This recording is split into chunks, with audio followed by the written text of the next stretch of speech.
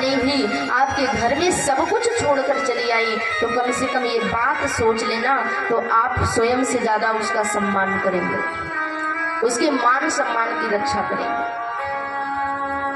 माता को दुख नहीं लगा, स्वयं की इतनी निंदा हुई, इतना अपमान हुआ, लेकिन आज जब पति का अपमान देखती हैं तो गोस्वामी तुलसीदास जी महाराज लिखते हैं, तब चित चढ़े जो शंकर कहे, प्रभु अपमान समझ उर्दहे।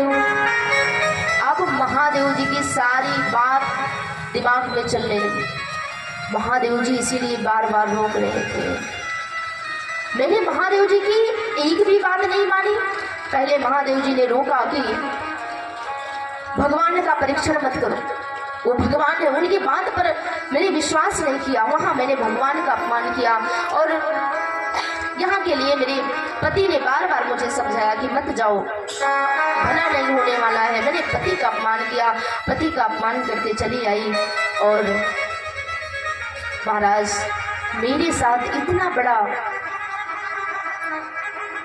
अत्याचार हुआ है।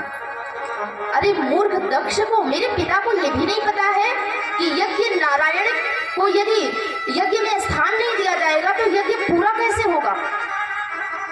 वो किस अभिमान में बैठ करके इस यज्ञ की रचना बनाया है। और पाछिल दुख न हृदय अस व्यापा, जस यह भयो महापरिताप। भैया ने जो 87,000 वर्षों तक दुख सहन किए थे, वो दुख भी इससे कम दिखने लगा। इतना दुख माता सती को हुआ।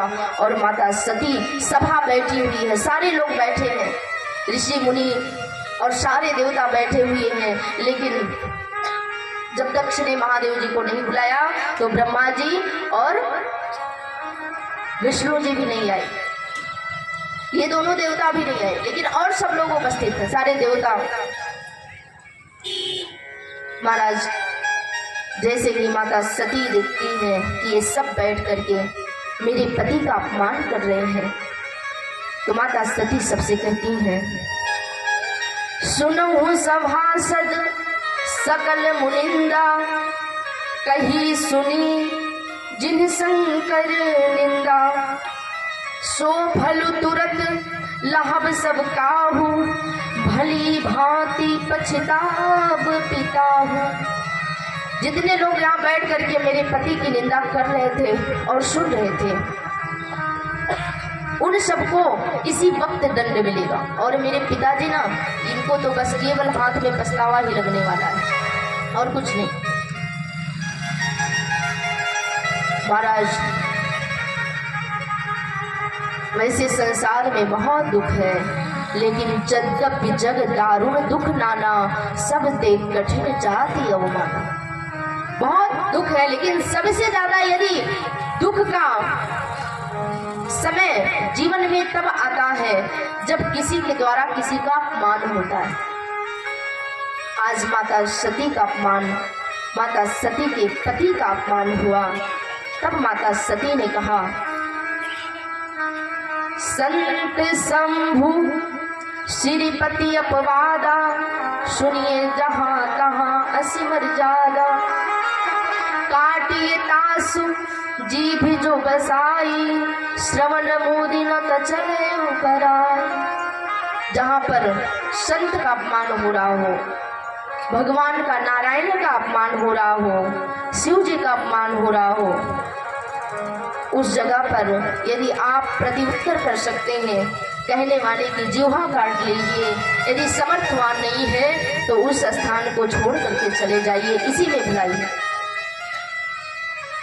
भैया ने कहा, मैं समझती हूं कि दक्ष अभिमान के कारण वो मूर्ख बना बैठा हुआ है, लेकिन आप सब किस अभिमान में है। यदि कोई गलत कार्य कर रहा हो तो समाज वालों को तो उसे सुधारने का कार्य करना चाहिए ना, उसे रास्ता बताना चाहिए ना। एक बार तो आप लोग ये कह सकते थे कि दक्ष जो तुम कर रहे हो ये सही नहीं है, इसे तुम्हारा कल्याण होने वाला नहीं है। यदि तुम सब कहते तो शायद उसके मन में कुछ होता, विचार हो करता, लेकिन तुम सबने किसी ने नहीं कहा। मुझे तो अपने इस पिता को देख करके अब मुझे समझ में आया कि मैं महादेव जी की बात क्यों नहीं मानी। इस मूर्ख दक्ष की पुत्री हूं ना, इसका स्वभाव मेरे हृदय में प्रवेश कर गया। इस अभिमानी दक्ष की पुत्री हूं, इसलिए महादेव जी के हर बातों का मैंने उल्लंघन किया। आखिर इसी का तो खून दौड़ रहा है ना हमारे शरीर में। इस शरीर को देख करके मुझे लज्जा आ रही है। क्यों?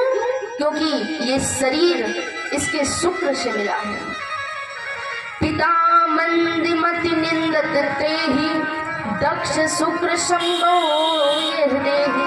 ये शरीर में इसका रक्त दौड़ रहा है, इसलिए मुझे अभिमान, अपने ऊपर अपना ज्ञान, अपना अहंकार मैं ऊपर लेकर के चली और महादेव